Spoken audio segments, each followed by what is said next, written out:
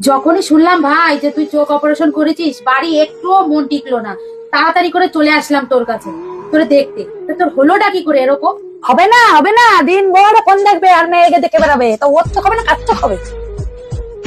কি বলতো এরকম হলো কি করে? একটু জল নিয়ে তো, যা জল নিয়ে।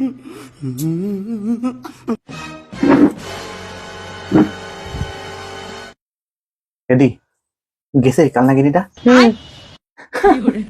এদি ওই কালনাগিনী আমার চোখে লঙ্কার গুঁড়ো দিয়েছে। যবে থেকে বিয়ে হয়েছে ওই নাগিনটা আমার জীবন শেষ করে দিচ্ছে রে দি। এদি আমি মনে হয় সংসার করতে পারবো না রে দি। কি হুহু করতেছিস? এদি ওই কালনাগিনীর লুকায় আমি তোর জন্য 20,000 টাকা 3টে শাড়ি রাখিছি আলমারির মধ্যে। ওই কালনাগিনীরা যখন ঘুমায় পড়বে তুই রাত্রির বেলা নিয়ে ভোরবেলা চুপি চুপি চলে যাস। ওটাই আমার চোখে। এনে ভাই নে জল।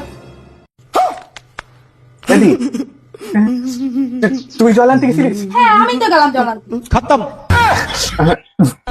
এদি আমার না শরীর ভালো না, আমার মনে জ্বর আসবে, আমারে তোর কাছে নিয়ে যা তোর বাড়ি দে। আরে দিদি বাড়ি যারা মানে তোমার কত যত্ন করা বাকি রয়েছে, আমি তোমার যত্ন করবো, সুস্থ করবো, তুমি দিদির কাছে যাবা কেন? স্বামীর যত্ন না করলে পরে স্ত্রীর কি পুণ্যি হয়? দাও দাও, নাও নাও জলটা খাও, যদি আমার কত কষ্ট যত্ন করে- করে রয়েছে না।